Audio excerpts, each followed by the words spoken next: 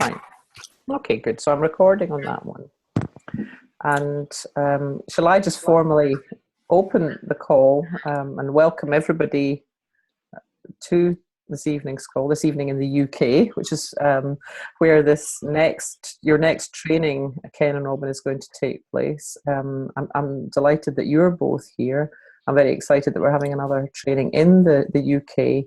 And I'd really like to welcome all the participants, currently 13. So a very warm welcome to you. For anyone who doesn't know, Ken and Robin are two of the authors of this book, although I think it may be coming up in a mirror image, Invisible Power. And they are the genius behind the Insight Principles company, and they're also running one of a number of trainings in the UK from the 4th to the 6th of November. And this call is really to enable them to talk a bit more about their work and enable anyone participating in the call to ask any questions that they would like to do. I have been on a couple of the trainings with Ken and Robin and have found them really outstanding, which is why I'm so excited to be involved in helping on this call, among other things. And I think that's probably enough out of me, and I think everybody's here to hear a bit more from you guys. So I'll hand it over to you, and I'm going to mute. If you just give me a second, I'm going to mute everybody, and then if you could unmute yourselves, Ken and Robin.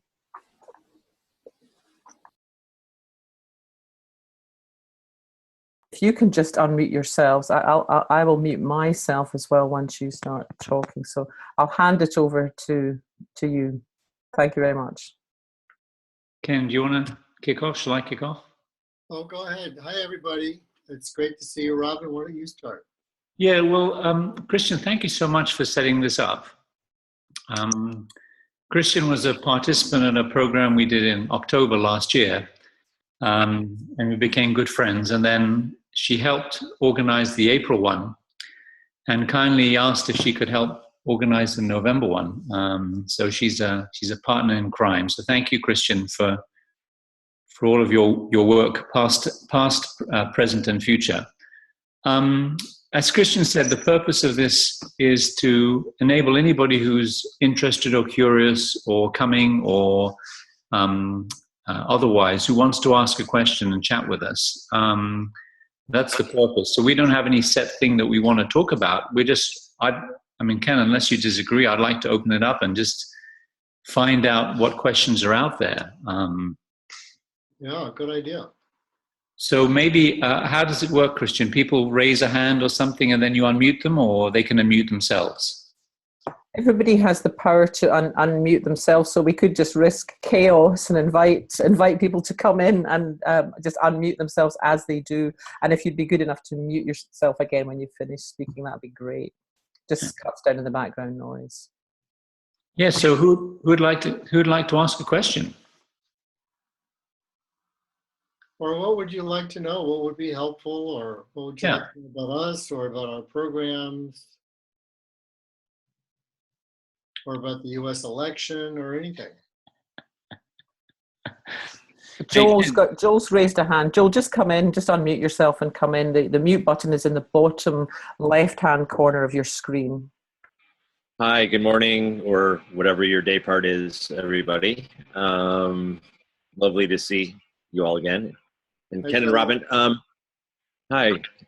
I've had the pleasure of listening to many of your webcasts and participating in the past on them. And one thing that I've found myself more and more interested in is the intake process you go through before you do a training with a business.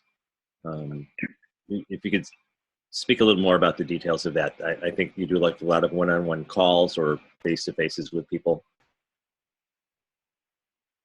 Shall I jump in, Ken? Sure. So do you have a familiarity with the principles at all, Joel? Yes. About the last 14 months, I've been obsessed with learning as much as I can about it. And okay. Sharing it myself a bit.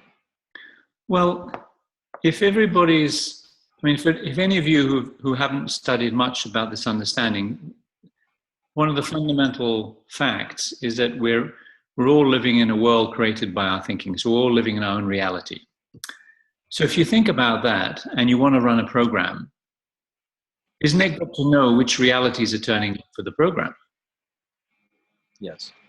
I mean, if you were teaching a class on modern art, it would be good to find out who studied modern art at university and knows a lot, who self-trained but knows nothing formally, and who hates art and is being dragged there kicking and screaming. So the whole intake process, Joel, is to just get to know people and find out who they are, and also understand what they know about the topic, so that we can build a bridge in an elegant way without either telling them something they already know or assuming they know something and leaving all these gaps.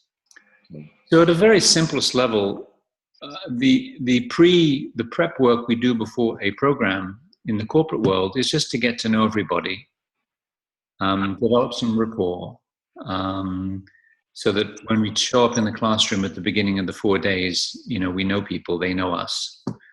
Find out what they understand about the territory, because as we speak to everybody who's going to be in the class and we get a sense of where they are, we can figure out what the topography looks like.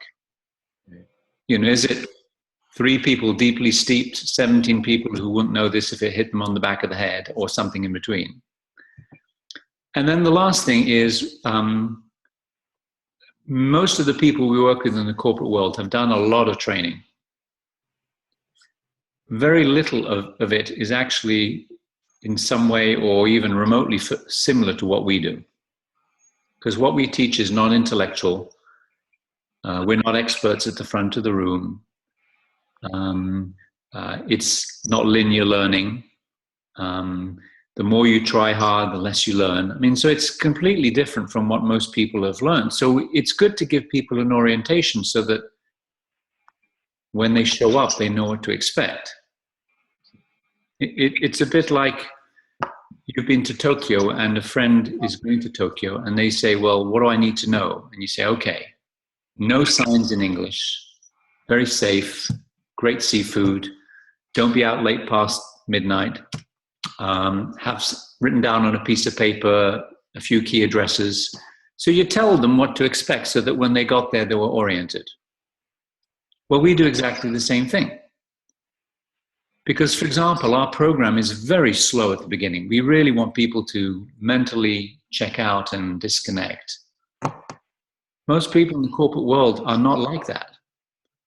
And if they turn up to a program and nothing's happening within the first 5 minutes, they think something's wrong. So you have to tell them, no, we're going to torture you. We're going to do it very slow. And this is why we're going to do it slow.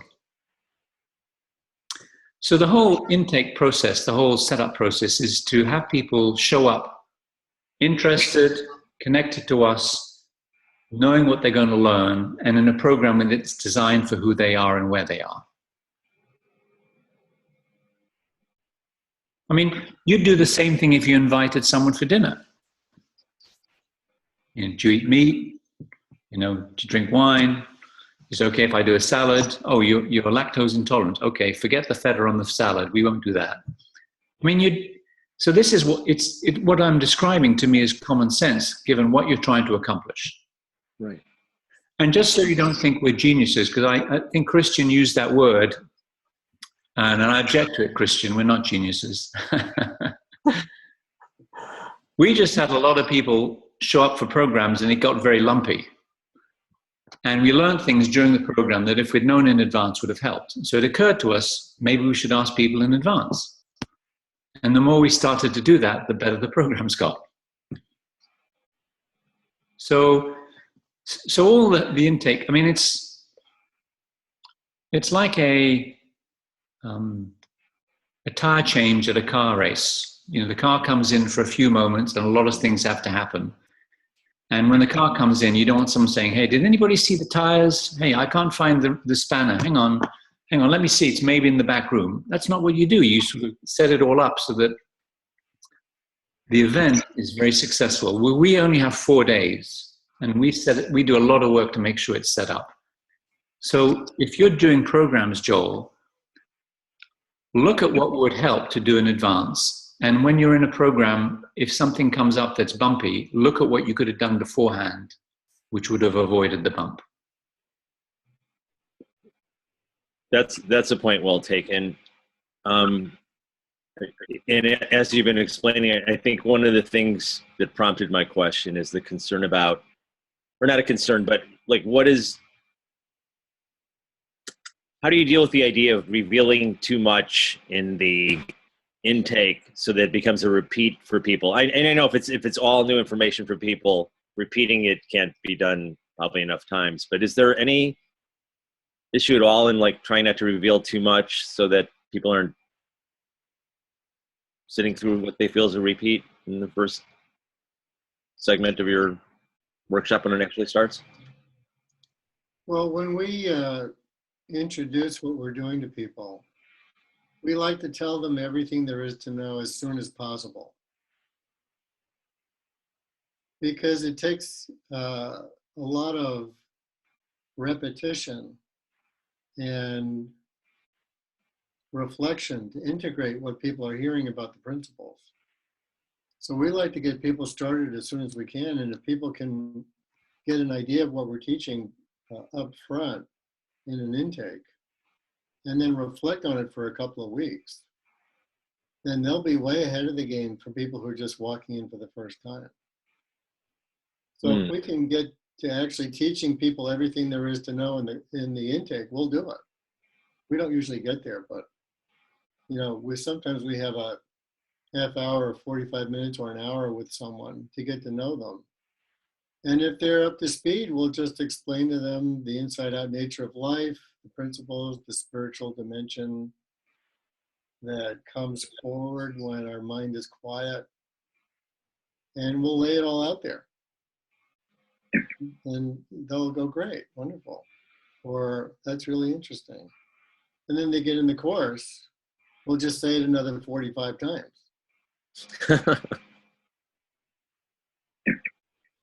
Yeah, just in case. It's all really simple, but I've been doing this for 25 years now, and I think I'm just beginning to get it.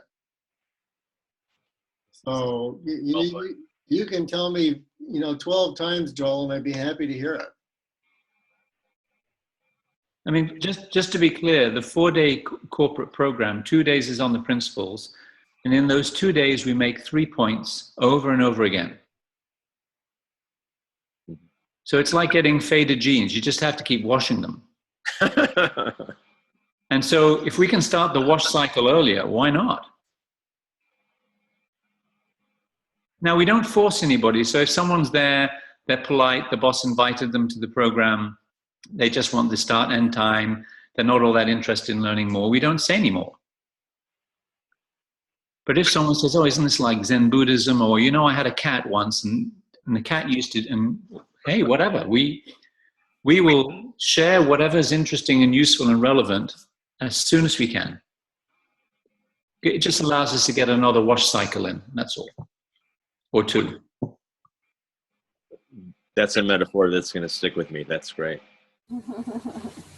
Yeah, throw some, if you want the good wash, you got to put a few stones in as it tumbles. Thanks, Joel. Thanks so much. So who else?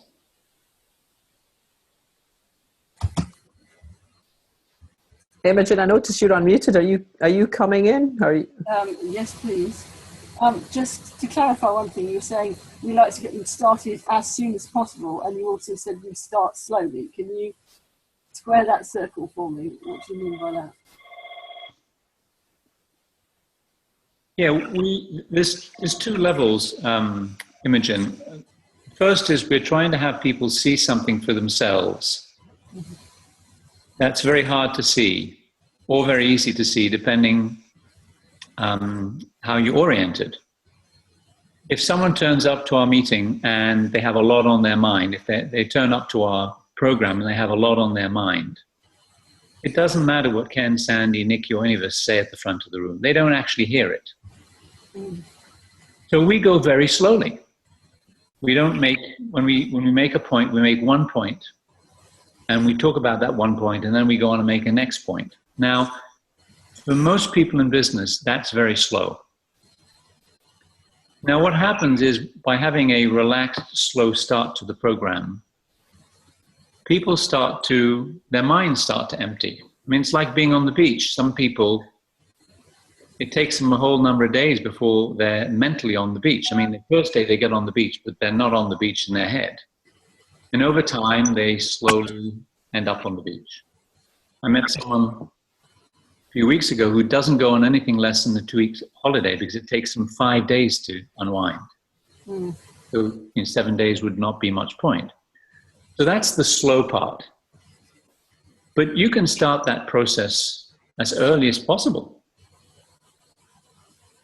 So for example, someone turns up and in the prep interview, they say, well, I'm really busy and I've got all this stuff going on. And you get the image that they're going to literally be doing a conference call to the minute just before they get into the program. And you might advise them not to do that. You might advise them to reflect a bit. You might advise them to read the book. So you can start the slowing down. So slowing down is where you want to get them in terms of openness. Starting is when you start that process. So for me, they're not in the same dimension. They're different things. You want to start slowly, not from not in that I'm not going to tell you too much. You want to start slowly so that they can unwind. I mean, we start at a relaxed time. We have a break pretty early on. We take a long lunch break. So the pace is slow. In the same way that if you were visiting the Grand Canyon, you would want to sit there for a few moments and, if not half an hour, and look out at the Grand Canyon. You wouldn't go, okay, Grand Canyon next. Right? So... Well, the other part of it is that most of the people that we meet in the business world really like to think for themselves. And they don't want to be in a passive role, just letting things wash over them. So we engage them intellectually, right up front. We explain the principles and the implications. And we do it in what we call the skinny. And we'll just tell people in 10 minutes everything that we're going to tell them, everything that they need to know. I remember a long time ago when I was learning from Sid Banks. He said, I could tell you everything you need to know in 5 minutes, but chances are you won't hear it all. So, but we found that, people actually sometimes hear a lot more than we expect. So for the people who are ready to hear things, we just tell them everything. And we're always surprised how much people then get, which then helps the rest of the group. Because they see people in the audience having insights. So we explain the principles, we explain the inside-out nature of life, we explain that the mind is designed for success. We flesh it out a little bit. We explain about realization and how if you realize the inside-out nature of life, it really changes your life in a really big way. So we explain these things to people. And we explain to them what the shifts will be. And we're always surprised that there are some people in the group who really get it right away. So we tell everybody right at the beginning everything that we have to say. And then we take our time getting everybody else to hear it again. Does that answer your question, Imogen? Yes, I've got another one now though. What? How do you encapsulate what the change is when you see the principles? How would you explain that? What's the change that happens when you realize the principles? Yeah. Well, it's different from person to person. But generically, what I'd say is that the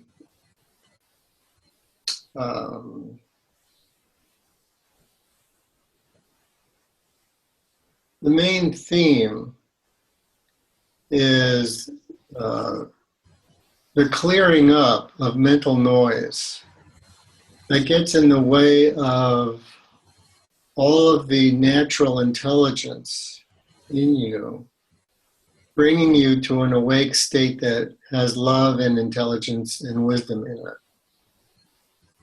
So if it weren't for your mental noise, you'd be awake, you'd have love flowing through you, you'd have wisdom, and you'd look around and see what's needed, and you'd have the energy and enthusiasm to do what was needed. And then as you continue doing what's needed, your world would expand to be able to take care of more and more things and be more and more involved in the world as the world needs people who are awake and loving and intelligent. So that's what happens. People wake up to the fact that their mental noise is just thought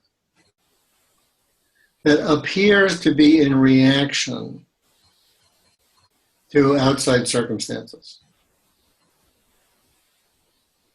But it's not. It's just thought reacting to other thinking. And when you stop reacting to your own thoughts, you wake up. And you have a nicer life. And you have more wisdom and more energy.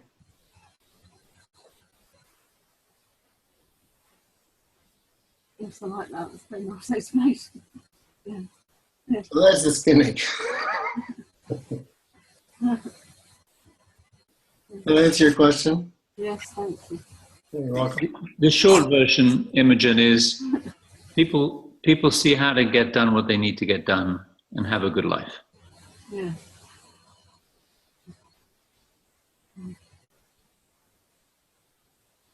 Thanks for the question.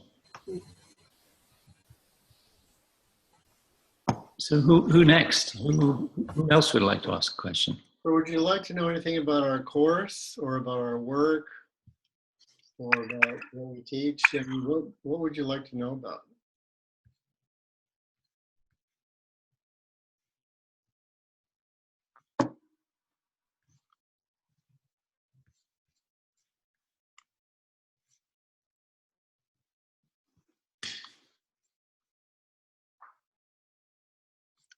Should we pick on someone?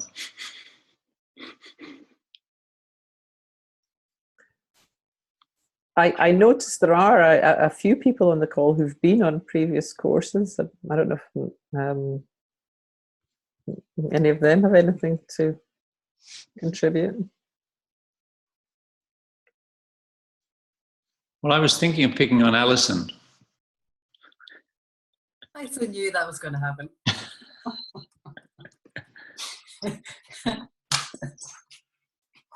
Well, what did you get out of the program? What did you get out of the program, Alison? Well, I got lots of things out of it personally, which was fantastic. And also, what was great for me, so I've done it two years in a row.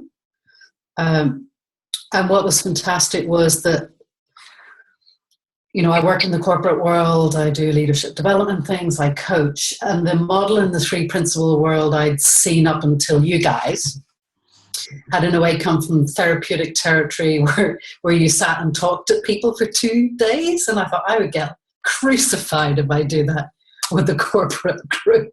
Absolutely crucified.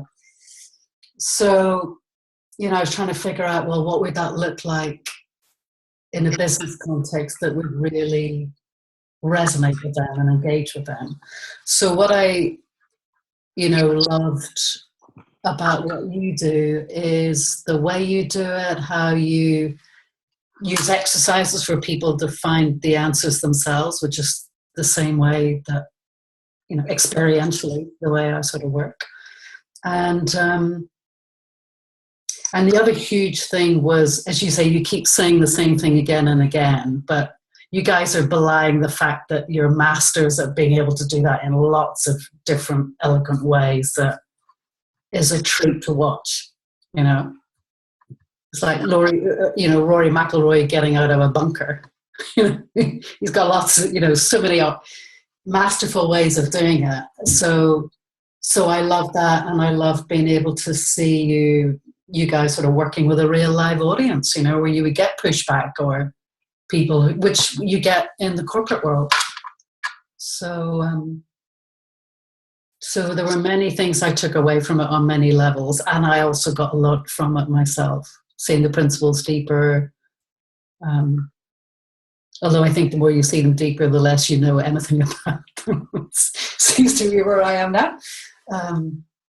So yes, it was the best thing I ever did in terms of training and principles, and I've told that to other people as well, and that's still true for me. Well, thanks, Alison. That was very, very sweet of you to say that. It's true. Let me maybe key off something that Alison said, just to inform people. Most of the education you do in life, someone sits at the front of the room and has all the knowledge. And if you pay attention and take notes, you can acquire some of that knowledge maybe. And that's not how we run the program. We're more like tour guides. We have some familiarity with the territory, but not much. But we know where to point. And so we're more like the people pointing the bus. And what we do is we point out. Is there an echo on the line, or is it just a man? Is an echo? There is an echo in the line. It seems to be coming and going, Robin. Is it still there? Oh, it's gone now. So what a tour guide does at the front of the bus, and this goes back to the first question. The first question we had from Joel is, we first make sure that everybody is on the bus who wants to be on the bus, and we first check that they know where the bus is going, and we explain to them when the bus will stop, when there'll be a pee-pee break, when there'll be a food break.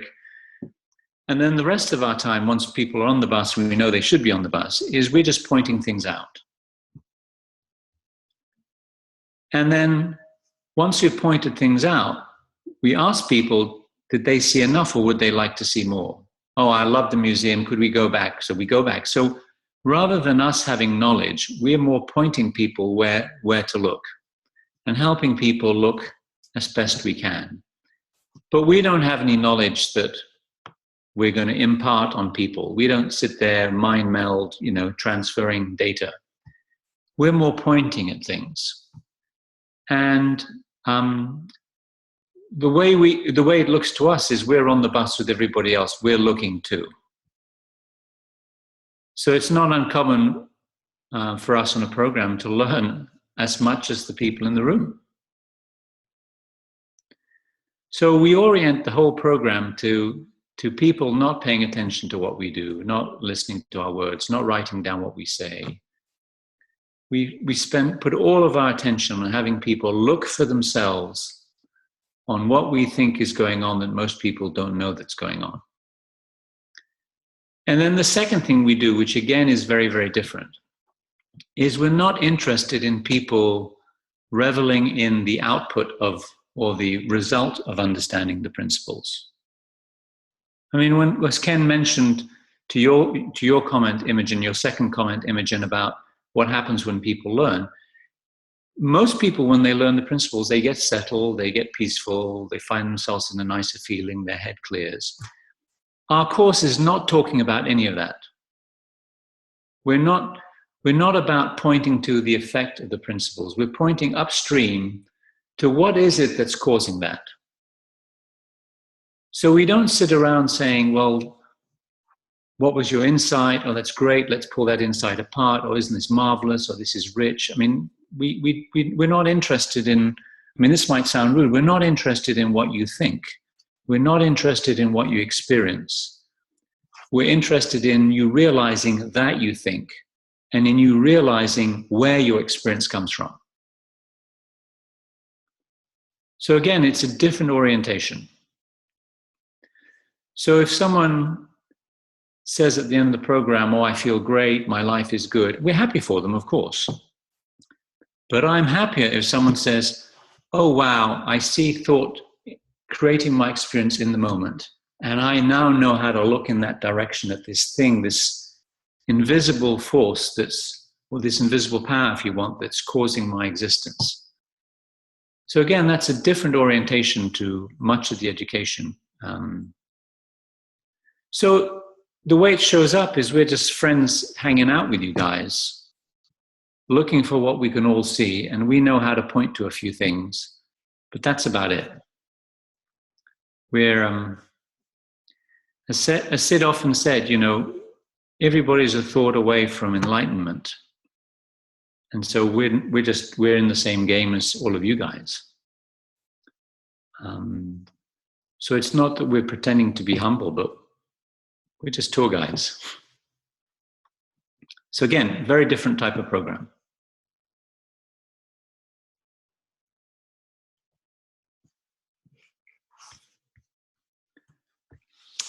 So next question, or do we have to pick on someone again? And I would add a dimension to what Robin was saying. Sid said the right use of the mind is to be still, quiet, silent, and observing everything as is. But it's not as is from the personal mind, from the illusion outside. It's as is from the inside. Or to say it another way, when you're quiet enough, you sit in a wisdom that knows about life in a spiritual sense. And that spiritual sense, knowing that spiritual sense frees you from being lost in your personal mind. And everybody has to have their own experience of that. It's not an intellectual. Mr. Thomas, kom jullie eten?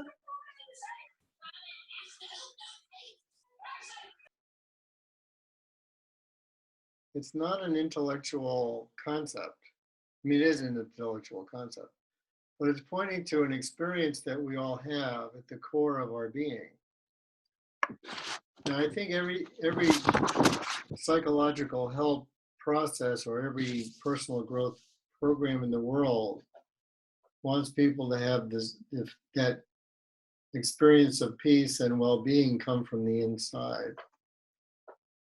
But people get caught up in their personal minds on their way to finding that. So the principles show people directly how to go there without getting lost in your personal mind as a strategy to try and find it. Now, we're just experienced in finding ways to talk about that in the business world. Because people in the business world don't want to be told that. And they don't think they're interested in that. And they think it's woo-woo, and they think it's therapy, and they think it's too personal and too intimate. So we've had to find ways to get people to look there who are not interested in looking there, or don't know that it's possible to get there in a short period of time. So in this course, what we do is we sort of walk you through what we've discovered as an efficient series of activities and insights to go through to land there in the end. And so that you have knowledge of how to look for that inside yourself without getting overly heady or caught up in your thinking about it. So I think what's excuse me, useful about this course, if you're interested, is for the average person who likes to think, is proud of their thinking, and wants to think for themselves, and doesn't want to go into a passive state of listening to spiritual things? How do you get them to look at these principles in a deep way and benefit for them? So that's what we've taken many years to sort of figure out. So if you're one of those people who likes to think for yourself, this would be an interesting program for you.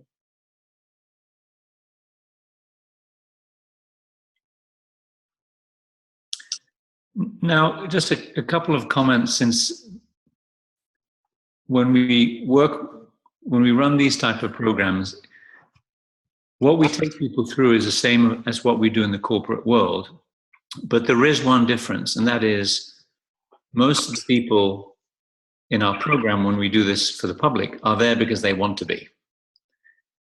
And then the other difference is that a lot of them have some prior knowledge. So when I think the last program we did, we had, I think, 40 people, and I think 10 were new to this understanding, 30 had some understanding. So there is a difference between what we do in the corporate world and what the type of program we would run with you guys. But the form is the same. What we cover is the same. The audience is just friendlier. So there's less herding of cats or corralling of cats that happens on the program that you guys might be interested in. But the content is very much the same, and the way we deliver it is very much the same. So I think that's just was one extra thing I wanted to mention.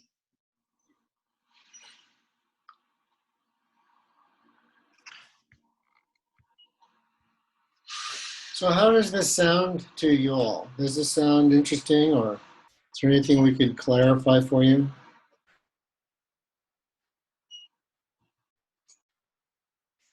This is the audience participation part of the webinar.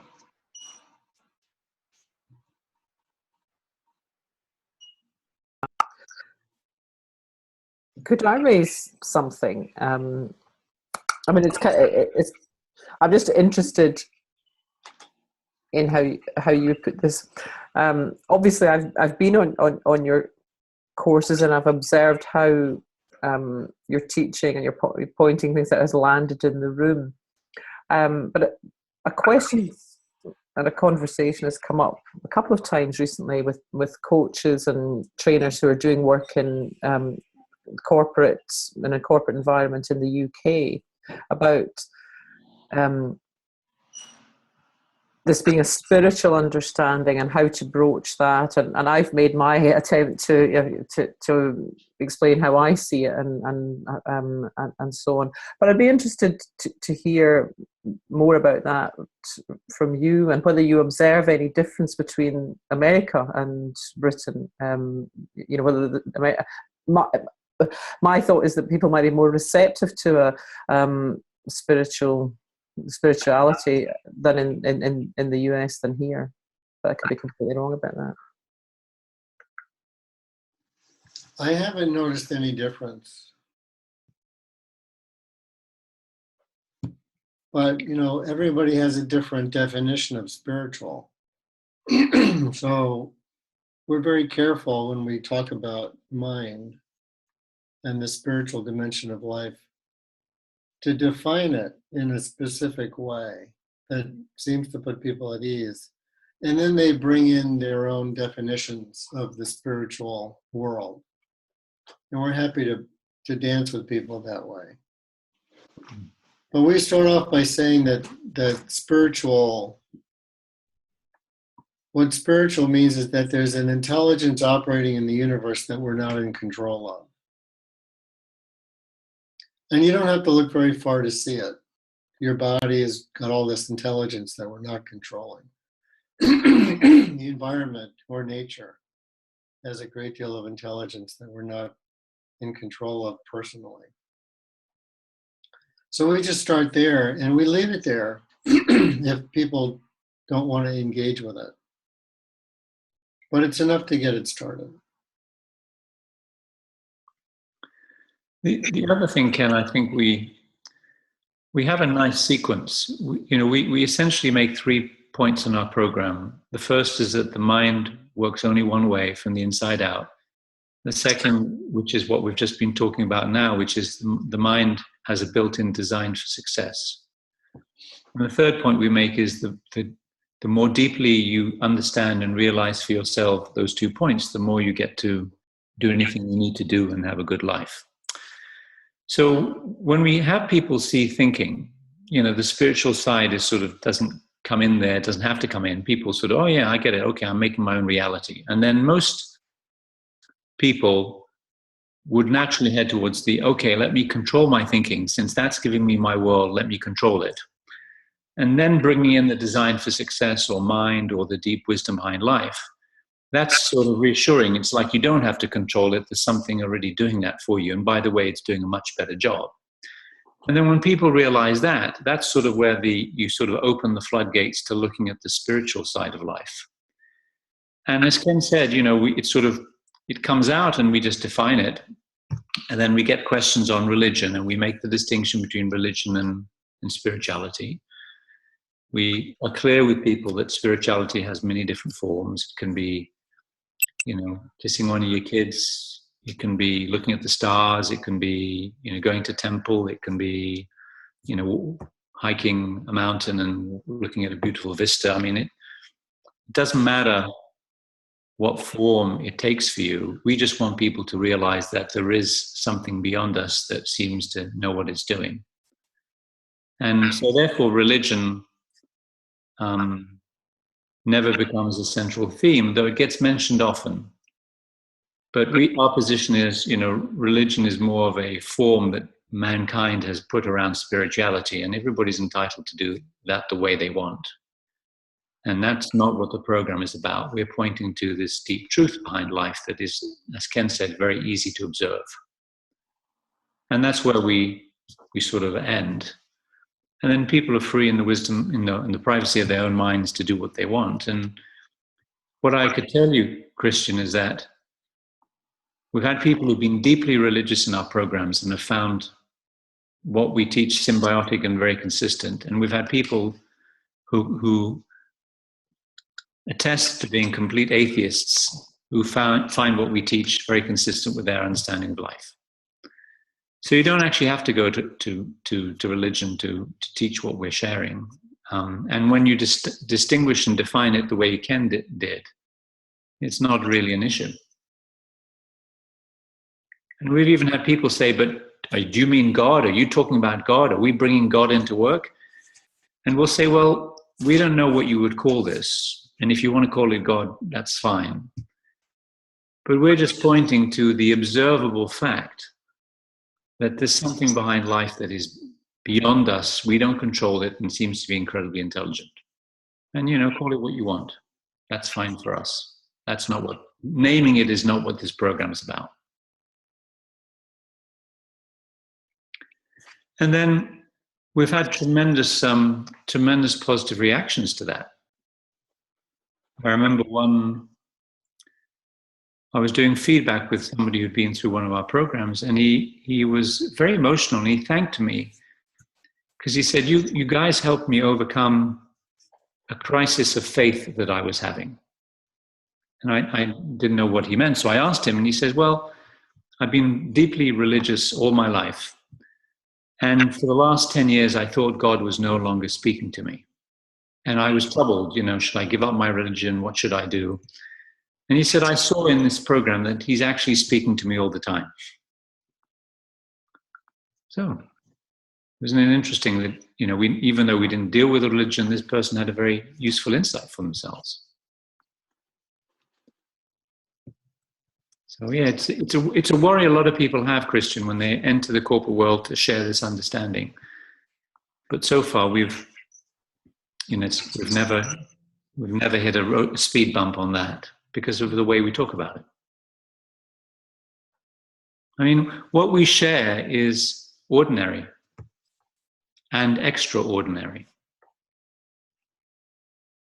And then what people make of it, how they interpret it, how they hold it, that's up to them. Our job is not to tell people how they should think about things. So we're strenuous. You know, it's funny, when you work in the corporate world, people are very quick to, okay, so what do I do? What do I do next? Okay, we talked about this for an hour. What do I do? How do I use this? And we have to very sweetly tell them, sorry, we're not going to tell you. And in the beginning, they're a bit frustrated. You know, what's the bottom line? You know, what are the 3 takeaways? Sorry, that's not that type of program.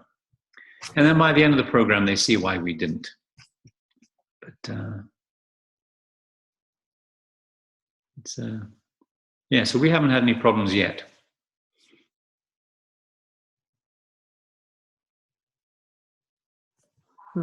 Lovely, thanks.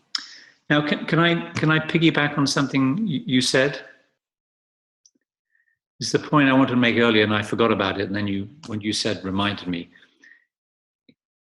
So, since a lot of people come to our program with a prior understanding, what a lot of people find is that they get to not only enjoy looking at the principles again in a deeper way, or in another way, or revisiting the territory and seeing more, but they also get to see the form. They get to see how we explain it. It's what Alison referred to a bit. So if you're someone who's thinking about sharing this in the world, you know, you want to coach people, you want to maybe take it into businesses, or you want to use it in your own company, seeing how we do it in the corporate world, people find useful. And we often have people who come up in the middle of the program and said, that bit you just did you do that in business? And we go, yep, exactly what we did. Really? You can do that in business? Yeah. And so it normalizes for people what the world of business is interested in, accepts, will put up with. So that's the other value of doing the program. Not only because, I mean, every time I sit in the program on the principles, I see something more deeply. So someone will get that, whether they've been to 1 or 100. But they'll also get to see the way we talk about it in the business world, which is, as Ken said, they're not looking for this, they're not interested, and they want to get on and kill something. So that's the other value of doing our program.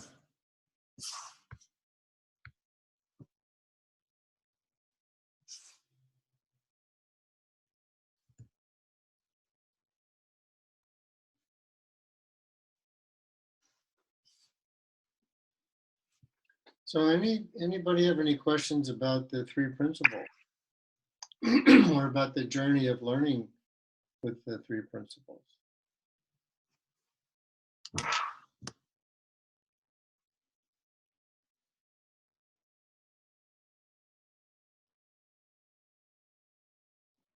Well, I guess you're all pretty well along because your minds must be very quiet.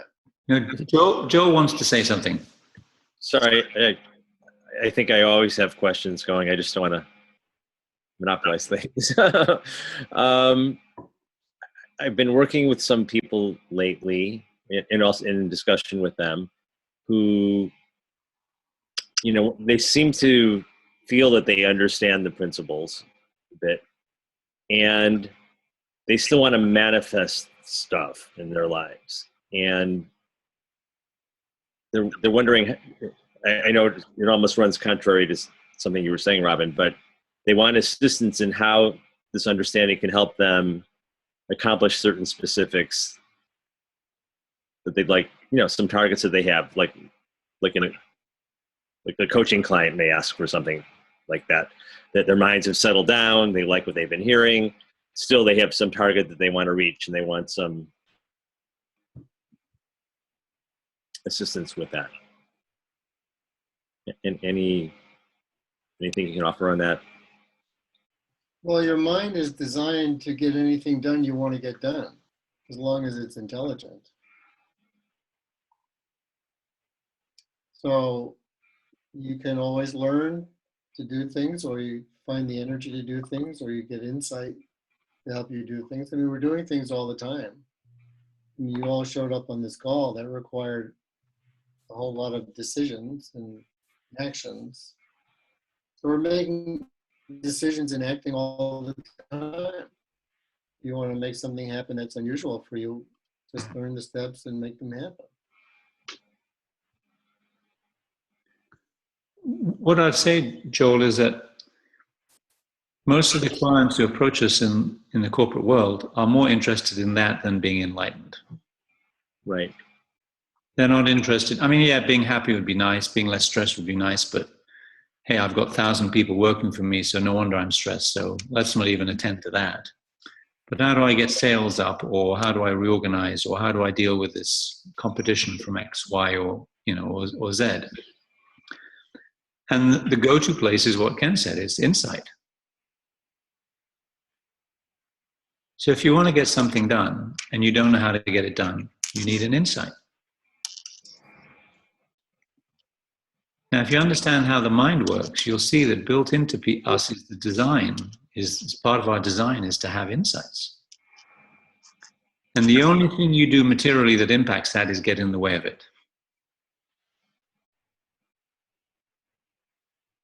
So we have a lot of people who go into our program and they get a whole bunch of insights about something they need to get done.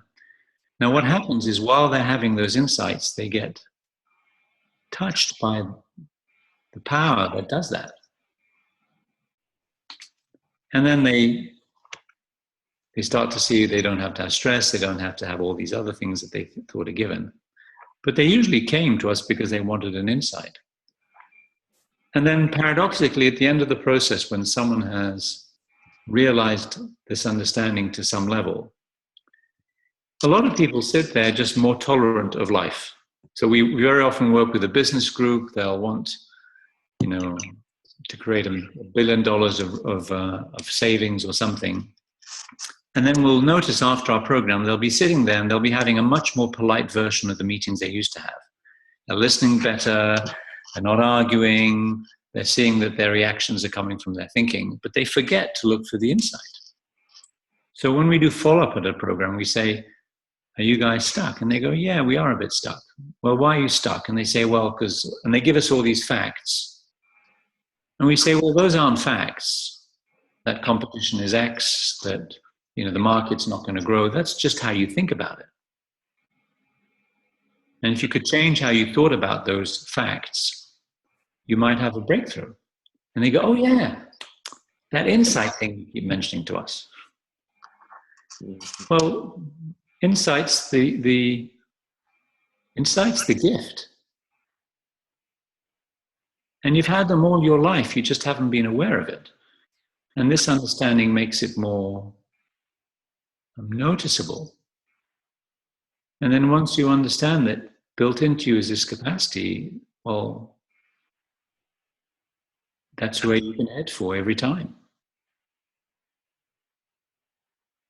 I mean, I was at a funeral about a couple of weeks ago, and it was very sad. It was someone I loved very deeply, and it was someone related to the person who died who was being a bit of the technical word would be an asshole.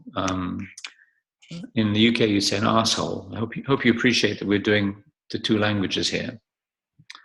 Now, I was bothered. Now, because of this understanding, I knew that the only thing bothering me was my thinking. And so I didn't do anything about it. And at first I was bothered. And then the next day I noticed I wasn't bothered, I was neutral. They were still doing exactly what they were doing. And, funerals are complicated. Who knows what's going on for people. But the second day, I wasn't bothered. And then the third day, I noticed I had compassion for the person's bad behavior. And then guess what? I started to wonder what I could do that would be helpful. And I started to look for insights. And I got some insights. And then I got an insight in the morning. And then by lunchtime, I got a better insight. And then I kept seeing what I could do about the situation. On day one, when I was bothered, there wasn't an insight to shake a stick at. But once I got out from under that thinking, I started to have, in fact, my compassion for the person was an insight. Oh, they're doing the best they can. They just had a complicated life, and this to them looks like the best they can do. Oh. And then I started to think about how to help people. So insights are an inherent part of the design, Joel. So if you have clients who learn the principles and say, fine and good, so what? Point them to insight. Now, the good news about insight is you don't have to do it. So they can beg you for an answer, what to do. You say, well, no, you have to have an insight. And then if they don't understand what insight is, explain it to them. Revisit the principles, talking about where insights come from, and that it's inherent and it's who we are. It's part of that manifestation of the intelligence coming through us. And I guarantee that if they can have an insight about what they're trying to get done, it will help them get it done.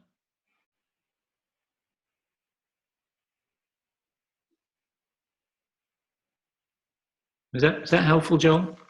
It's not only helpful, just this thing popped into my head that insight generation exists inside us as a function the way an organ exists in us that has a function. Yeah. I mean, you can suppress any of those organ functions. I mean, I could stop breathing. I could force myself to stop breathing. But if I don't, I naturally breathe. I could suppress my immune system and compromise it by licking toilet seats and probably actually cell phones. I could probably lick cell phones. That's probably worse than toilet seats. And I might compromise my immune system. But if I wasn't doing that, it's keeping me healthy. If you look at a small child, it's having insights up the wazoo. It's all the time. Well, the function of insight, it's happening all the time. You actually can't stop it. You can just ignore it.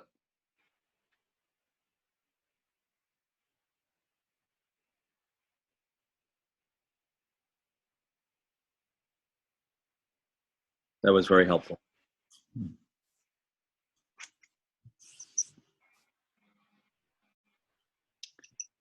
So this is a part of what we do in our programs. You know, we like to be in dialogue with people. So we're always looking for what people are thinking and wondering about.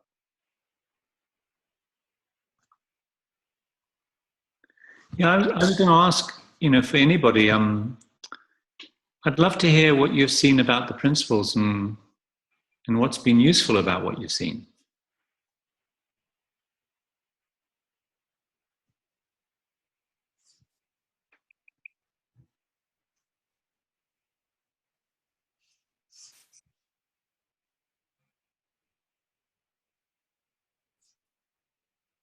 I think everybody may have just dropped into a deeply peaceful state.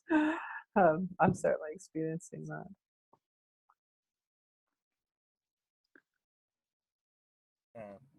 Can you hear me? Yeah. Just had an interesting thing. Well, at least it was to me. About two weeks ago, when I was speaking with someone, and it just struck me how people can make problems of things that nobody else would ever think was a problem. And in this particular instance, I was speaking with someone who is feeling overwhelmed and feeling rather reactionary. And her particular dilemma was this. Someone had asked her out, what she had issues with before, but she managed to calm those down after we've been speaking about stuff. And the other big part of this thing about this person who'd asked her out was, he's rich. And she just got herself wound up into the most amazing tizzy about it all. And that just pointed out to me how,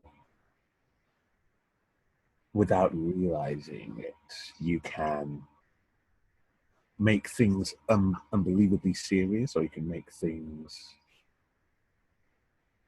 very lighthearted. It just showed to me the power of your consciousness and your thought working together. She just needed to see mind going on at that stage.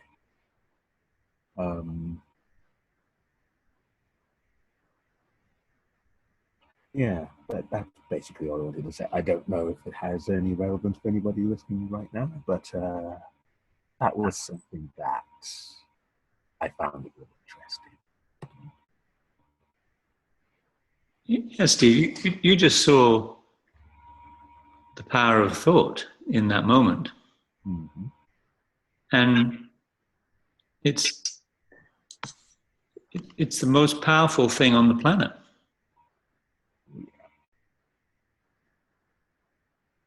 And then it also sounds like, I'm guessing, but my assumption from what you said was that you had compassion for her. Oh yeah, most definitely.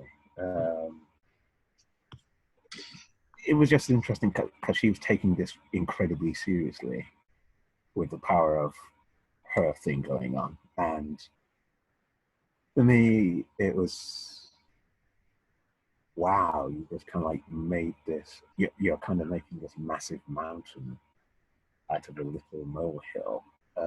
Because, well, if it's somebody else, there's going to be a whole range of reactions that you could have. You could have somebody who is just kind of finding it, ooh, it's kind of interesting. There's this rich dude who wants to take me out. Or she does, thinking about money and relationships. She had a lot of thinking about that. Or she could have been fine with the money, but didn't want to go out. Or wanted to go out and didn't want to have the money. Just, it just showed the whole range of possibilities that people can create for themselves. The trick is just realizing that you're making it up for yourself. Well, and the add-on point, Steve, is if you're trying to help the person, getting into the content of what they're caught up with isn't actually helpful to them. Nope, not at all. So it's good to have compassion for them. It's good to have them speak so that they feel that you've heard them and that you know what's going on. Mm-hmm. But if your relationship is one where you're helping them or you're trying to have them learn the principles, the content isn't where the juice is. It took me many years to sort of see that. I would always try and talk someone out of their circumstances, but you can't. No. As for some reason in our conversation, I brought up Helen Mirren and Janet Street Porter, and I don't know why I did. Towards the end of it, I just read something about them, about particular things that they kind of believed. And to anybody looking from the outside, that would seem kind of like ridiculous, but for them, it was a reality. And the person who I was with, they kind of like saw it as being kind of, well, that's a bit odd that they would believe that. And it just struck me to say to her in that moment as well, if they've got the power to make something up that they're really believing, I'm just wondering what kind of things that you're making up that you don't realize in that moment that you're believing. And she went a little quiet. Hopefully I'll see her next week and we'll just see where she's at now. Thanks, Steve. You're welcome. So I've got to go catch a plane in about 5 or 10 minutes. So I just wanted to say it's great to meet everybody. Any last questions we can cover before I go? Robin can stay on. Yeah, we'll talk about Ken once he's left. So if you've got anything about Ken, just wait till he's gone and then we'll tackle it, okay?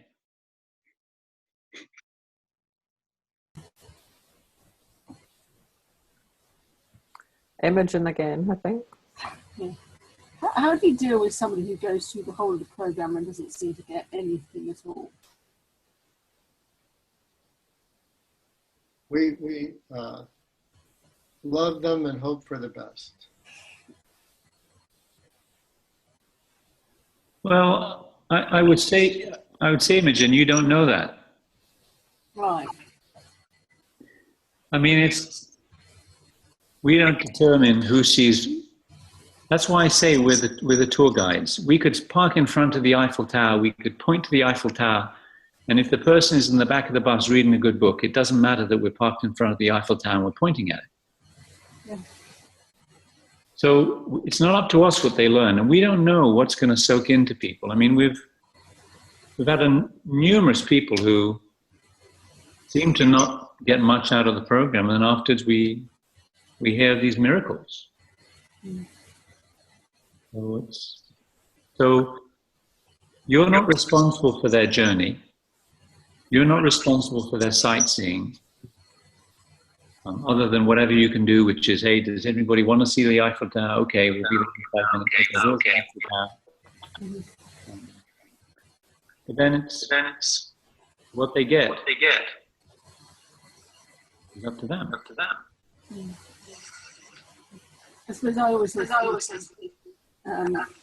if I was charging up front, whether when I can't control whether they'll see it or not, I was just getting a bit of my mental state, obviously, but I was just getting a bit of a concern about that, and I can't guarantee results. I feel.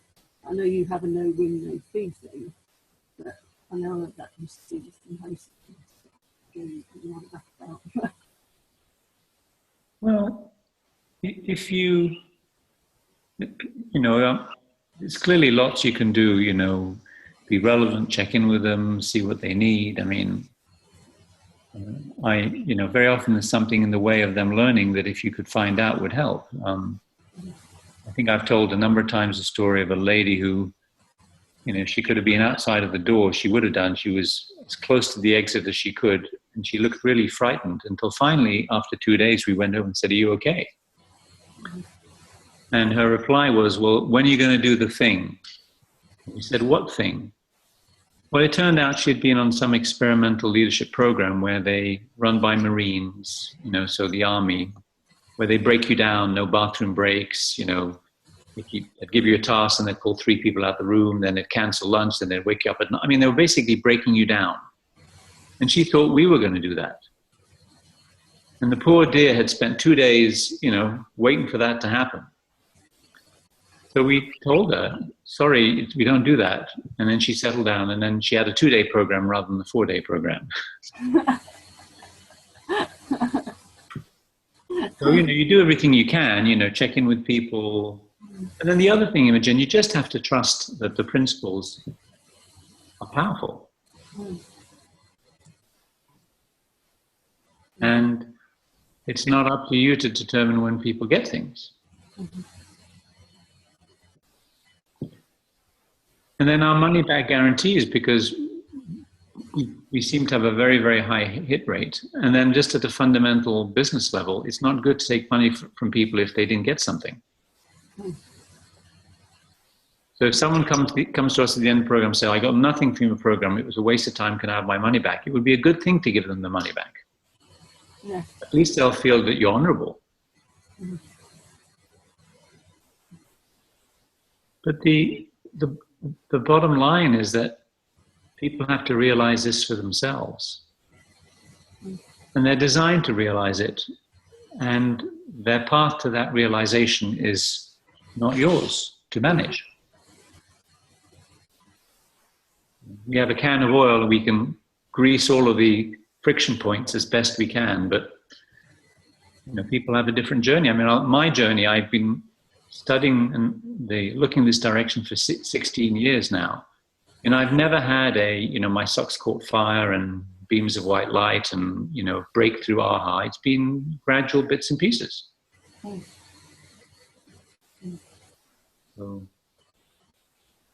So the more you see it, Imogen, the more you see that it's true.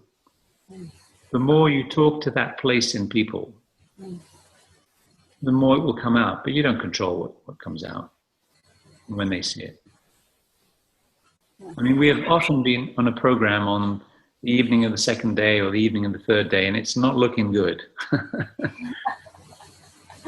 A wheel's wobbling, there's a creaking from the back, and then it sort of sorts itself out.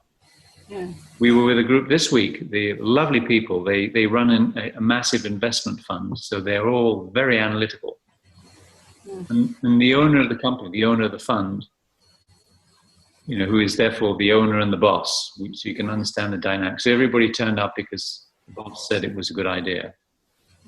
And it wasn't something that many of them spend any of their life looking at. And so it was hard because no one wanted to say anything in the room in case they were stupid, because the boss was in the room. The boss and the owner. So it was going slow. And we'd ask a question, there'd be no answers, or we'd get one or two answers. And then when we checked in with people one-on-one, because we do a lot of one-on-one work during the programs, you find people are actually seeing stuff. But in the room, it's a big group, you know. It's like having a bunch of teenage friends over and your mother's in the room, you know. Conversation is going to be muted. Well, on the fourth day, they dropped into this really sweet place where they were all connected. There was nothing to do. We had covered a number of really tough topics. The topic came up of how do we give feedback to the boss and the owner, because we're all frightened to do that. That came up and they had a conversation about it.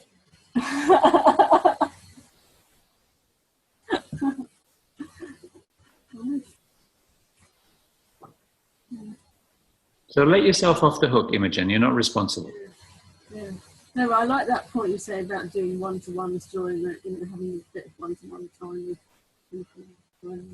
Could probably only be, is that 3 minutes, 20 minutes you managed to fit in, or?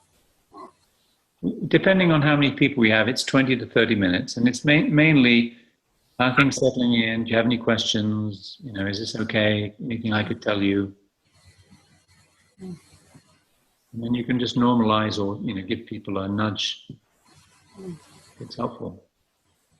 And then if you do that for everybody, ask the people running the program, you can see where the group is a bit better than in a group setting where you ask a question, you might not get a very responsive group.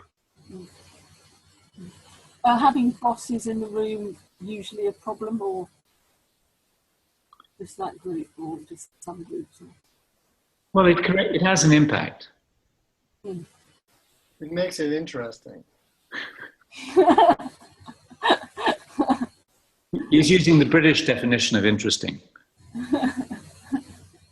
It depends on what you want to get accomplished. Sometimes it's a great thing, sometimes it's an interference. Yeah.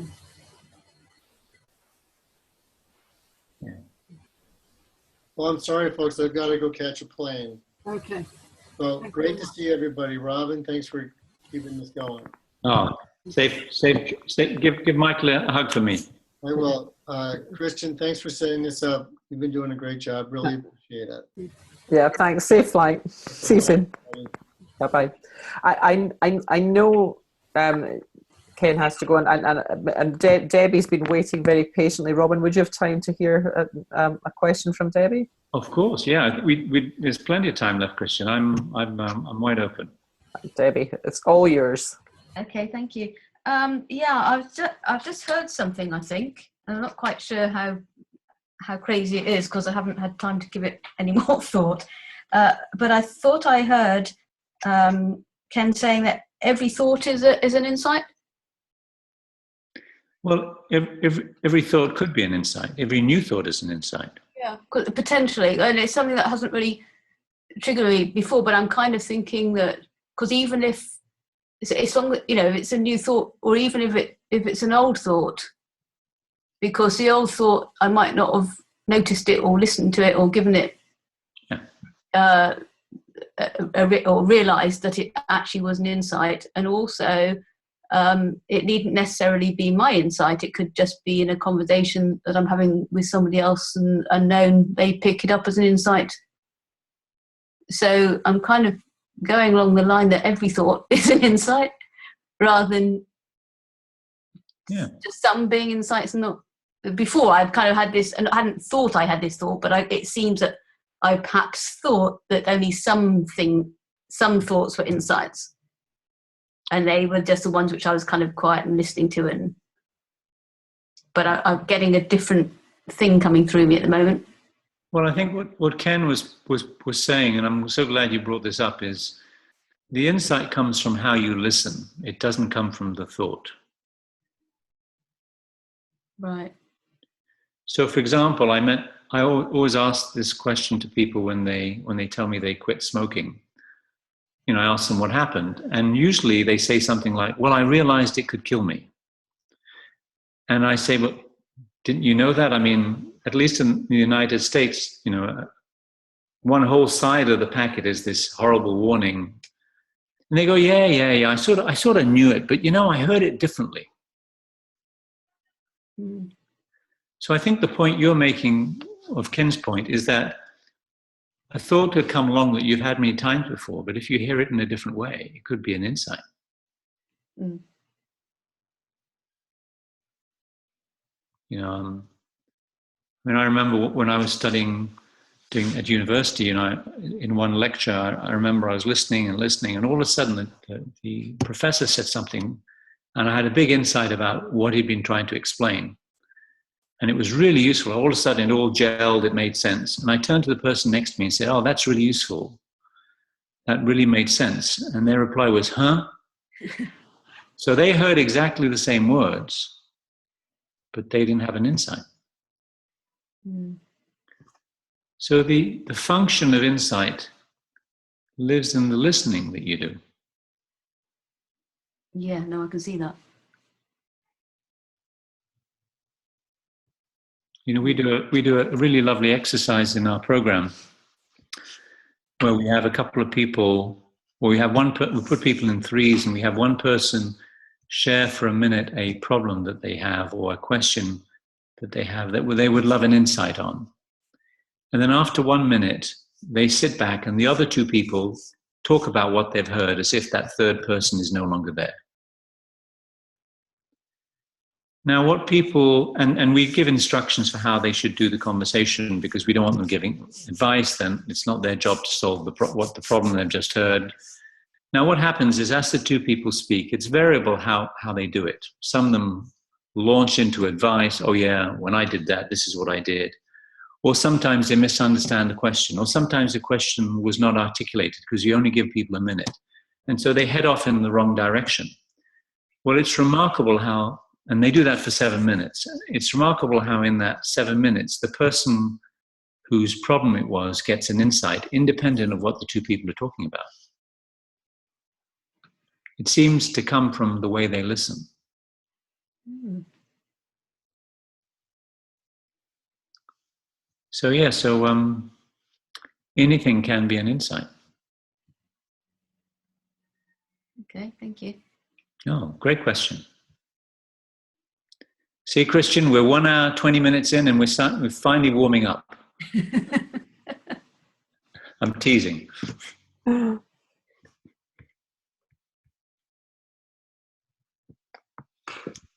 So who else has a question or?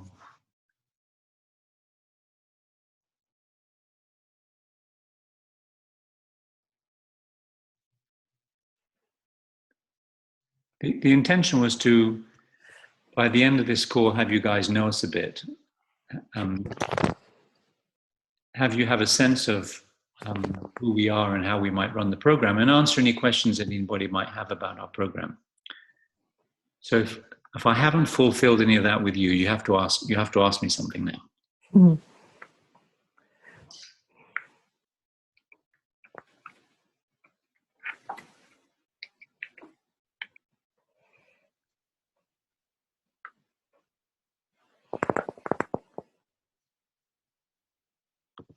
So Christian, do you want to make any closing comments or? I just. Oh no! I thought maybe Pretty was coming in there, but Pretty, were you going to say something? I guess I have to now. I guess from your question earlier, what do I know, or what have I learned about the principles so far? I've read the book Clarity by Jamie Smart, and I'm currently listening to Michael Neal's podcast, Caffeine for the Soul, and I have your book, and I guess for me it's trying to kind of the insight is interesting, but I think that to try and distinguish between an insight and thinking is still something which I find difficult, and that's what I want to get the most out of the course. I think to understand more about that. Can I ask you a couple of questions? Yeah, of course. So, do you have insights? I think so. I think I'm just not very good at recognizing them. Yeah. I think that's what I struggle with. I think that I find it difficult. I know when I'm thinking and feeling my thinking, which I know is just making up my reality. But I think I find it difficult to know when I'm actually having an insight. And maybe it goes back to the point which you just said, where I'm not very good at listening to them. Well, you have insights all the time. I mean, you've been having insights since the day you were born, Pretty, but mostly we don't notice. And then the other thing is that we often have this on our programs. People think insight has to be, some monumental event. And it doesn't have to be. An insight can be, oh, that's interesting. Oh, I should do this. Or, you know what? I'm not going to see that movie. I'm going to go to bed early tonight. I mean, insights can be very simple. You're designed to have them. You have them all the time. So I wouldn't worry about you having them. And I wouldn't spend too much time a lot of people spend too much time exploring their thinking. And there's nothing wrong with it, but you don't need to do that. The only thing you really need to do, Pretty, is see as best you can that you are thinking. It's the realization of the principles rather than what they produce, which is where the action is. Or to use my good friend Kim Hare says, you want to pay attention to the oven, not the biscuits which are being made by the oven. So thinking about, have you had an insight? Is it the right insight? Is it a thought, maybe I should or I shouldn't? I don't think there's much juice there. You want to see in real time, or realize in real time as best you can, how this phenomenal and divine force is creating your life. I mean, look what's happening here. I'm having thoughts. Air's coming out of my lungs over my vocal cords. Sound waves are hitting the microphone, fiber optic cable, and in Munich, Germany, sound waves are popping out of a speaker on your computer. And your eardrums are vibrating, and 3 little bones in your ear are being moved and are pushing on nerves, and a voice is showing up in your head. Now, isn't that remarkable? Yes. And you seem to be understanding what I'm saying, and I seem to be understanding what you're saying. Now, are either of us working hard at that? It's just happening. No. So when I saw that, it was like, wow, what's the struggle here? I don't have to struggle. This is really well designed. My job's to get out of the way. Yeah. And the way I get out of the way is I keep looking at the fact of it rather than what it produces. Because there's a twist to the human design. And the day I die and I meet whoever he, she, or it is that created us, I'm going to have a few words with that person. Because the way it looks to me is It's a phenomenal design. And then they put an amusement park on the front end that's causing all the havoc. Right? Yeah. You look at small babies, they want to pass wind, they pass wind. They want to fall asleep, they fall asleep. They want to put something in their mouth, they put it in their mouth. They're not sitting there saying, oh, why did mum buy Pampers? I don't look good in Pampers. Why? All my friends are going to think, no, baby is just like being. Now, what happens when you get older, you develop an ego. An ego is any thinking you do about yourself. So it's not good or bad. It's just any thinking you do about yourself. And everybody contributes. Oh, he's the funny one of the family. Oh, you look just like your father. I mean, people sort of build this persona, this ego, and as you think about it, you're in your ego. Now, what the ego does, and this is where my complaint is to the people up there, is it tries to take credit for what the system produces. So you see someone have a brilliant idea in a meeting. They don't go, oh, wow, look at that phenomenal capacity built into the human species. They go, oh, I'm smart. Look what I just did. I just figured it out. I figured it out. No, they didn't figure it out. They were clueless, and then an insight showed up and they had an answer. They didn't do that. So the ego can take many forms, Preddy. It can take the form of, I've got to understand this better, or else, or I don't understand this. I'm someone who doesn't understand this, or maybe I'm someone who doesn't have insights.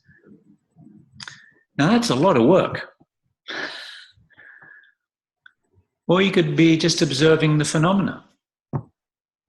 In the same way that when you look out at nature, you just take it in. And you could be observing how this energy flowing through you that has you wake up in the morning and connect with the world and hear people in Boston through a fiber optic link and a webinar, what they're saying. And then you have thoughts about what I'm saying. You're not making yourself have thoughts. You just are. So the very well kept secret is we're all fine. We're all fine. We're designed fine. We're built fine. And then we every now and then remember that, and then we're okay. But most of the time we just get confused and we misunderstand that we're fine. And so what we tell people in the corporate world when we train them is, do not work hard at learning this. You will not succeed. You just want to catch a glimpse of it. I mean, all it takes is 30 seconds. We've noticed 30 seconds for someone to be in the presence and experience of this phenomenal power, that they see it happening in the moment. Not that they understand it, that they just experience it. And that's all they need for transformation to happen. So we spend 4 days hoping people have a 30-second moment. And who knows when they have it? Back to Imogen's point. They might have it the day after, might have it 3 weeks later, or they might have it on the first day. We've had people get completely floored and have a new life 2 hours into the program when we've barely explained anything.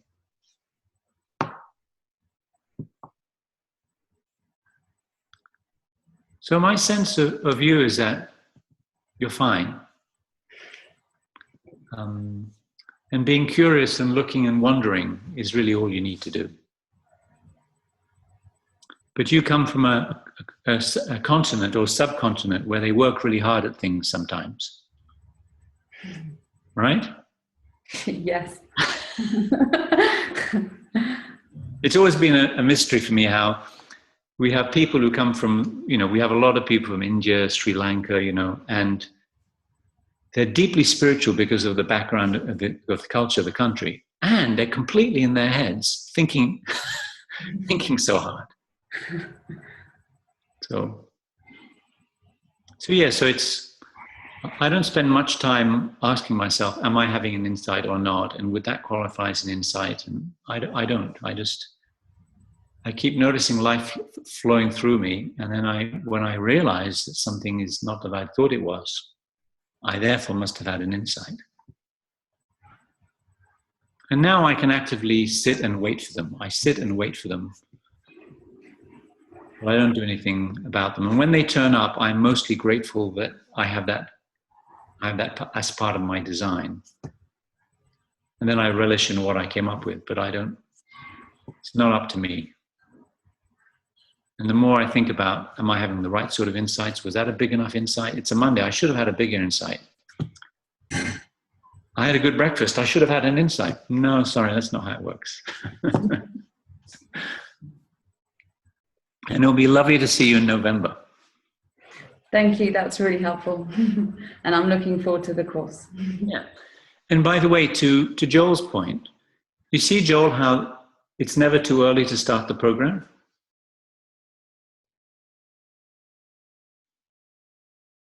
Why wait for November? Hey, Preddy? So any more questions? I mean, I see we're just about at past. Anything else before we? Oh, Imogen, you wanted to say something? Yeah. What would you say to people, and I am one of them, who is still quite keen, it seems, to mentally beat themselves up, and I do it particularly badly after job interviews. Just anyway, for whatever reason. And another quick question: is Sandy Crock coming with you for the program, or is it you and Andrew? On the second question, I don't know if Sandy's coming. We'll because we're all so busy that we only sort of figure that out a few weeks before. Okay. But on the first question, could you repeat it? I didn't hear it very well. Yeah, what do you say to people who are really trying to kind of beat themselves up? Because I'm one of them. Still, you just seem to find kind of, oh, I'm so stupid, I'm this, that, and the other. Yeah. Not really by any normal definition. And I did particularly the job interviews. Well, so the question was, what do you tell people who beat themselves up and sort of, criticize themselves? Well, I don't usually tell them anything. I talk to them about, I first get into their world. So this is sort of the standard. I first get into someone's world and get to know them. And then as I'm getting to know them, I will see something that they misunderstand, that if they didn't misunderstand, it would be helpful to them. And then before I mention that, I do two things. One is I ask permission, because it's not for me to jump into people's lives and tell them what to do. Now, you've asked permission, so we've covered that one, but I always ask permission. And then the second thing is I explore with them how they understand how their mind works, so that I can see how to articulate the misunderstanding to them in a way that would make sense. So if we had more time, I'd ask you a lot of questions and find out, what you mean exactly by that. And because at the surface, what it looks like is you're just interested in your thinking. Quite possibly, that would be some of it, yeah. Yeah. So I have negative thoughts about myself. I just don't take them seriously. Yeah. The point is not to manage your thinking. I don't think the point is to manage your thinking. In fact, a couple of times I saw Sid really upset. And everybody was, oh my God, Sid is upset. If Sid is upset, there's no hope for us. And so someone would say, Sid, you okay? And you'd go, oh, I'm just having shitty thinking. It's not a big deal. So if you have negative thoughts about yourself and you beat yourself up, the minute you notice that it's just your thinking, you can say, Imogen, what are we doing here? And then you might leave it alone and the thinking might still be there, but you can just see the thinking as a homeless person sitting next to you on the underground. You don't have to talk to them. When they tell you that the government's trying to control everybody's mind, you can just smile. And if someone comes up to you in the underground or when you're traveling and they got some crazy thought, you don't argue with them. You're just polite and you hope they wander away. Like at that funeral, I had this bothered thinking. Now, I was bothered. If you'd asked me, I would have said I was bothered. But I knew that it was not the person. So I just suffered the bother until it faded, because I knew it would fade. Thinking is like weather. It goes. And then next thing I looked up and it had gone. So if we had more time, Imogen, I'd ask you more questions. But at a high level, you just believe you're thinking. Yeah, I think still. Yeah. Yeah. Yeah. And the more deeply you see thought, the more it'll be won't be a big deal. Yeah. Even though after a job interview, I know full well it goes one way, oh, I'll get it, or I won't get it. And I mean, I kind of see it's crap, but I don't see it's crap. Yeah. Well, what I meant by you like your thinking. You don't see that it's thinking. You also like your thinking. You find it interesting, so you entertain it. Guess what happens when you entertain something? It hangs around longer. If you spoke to the homeless guy sitting next to you and say, no, it's not the government trying to control your mind, and gave a complete theory, they would argue back. So you just want to see that it's thought and not get into the content of it. And the more deeply you see that it's thought, it just becomes stuff that blows in and blows out. Yeah. And when it's nice weather, you're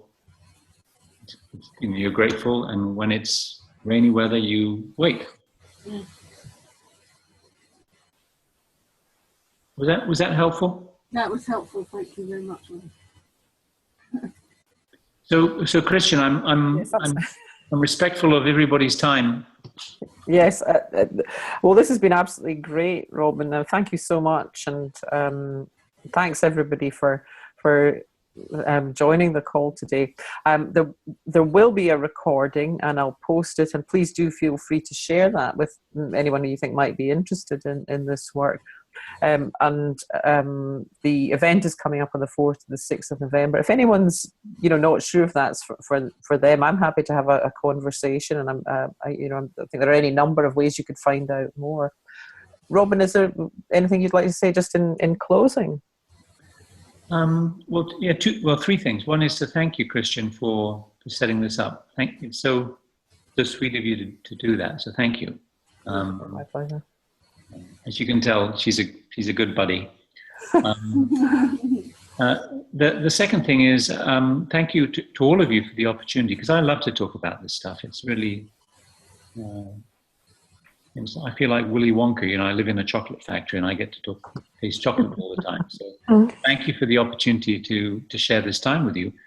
And then the last thing is, don't hesitate, email us if as Christian said, if you want to know more. I mean, we're more invested that you do the program if it's right for you.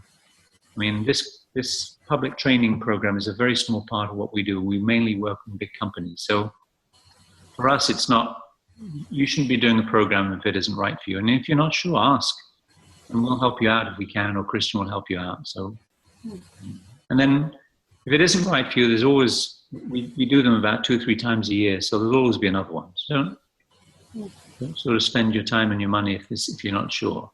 That would be my advice. So thank you, everybody.